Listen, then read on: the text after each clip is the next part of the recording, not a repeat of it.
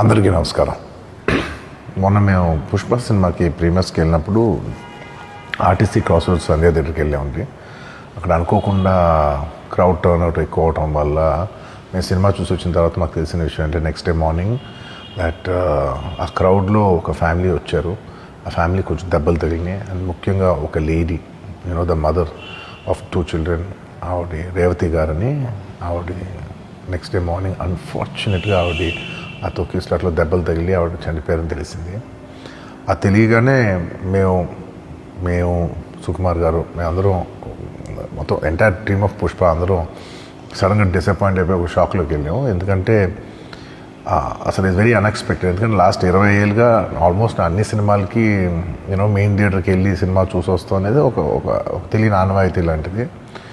And ఇన్నేళ్ళుగా ఎప్పుడు జరగలేదు. సడన్గా ఇది జరిగేసరికి మేమందరం కూడా చాలా డిసప్పాయింట్ అయ్యి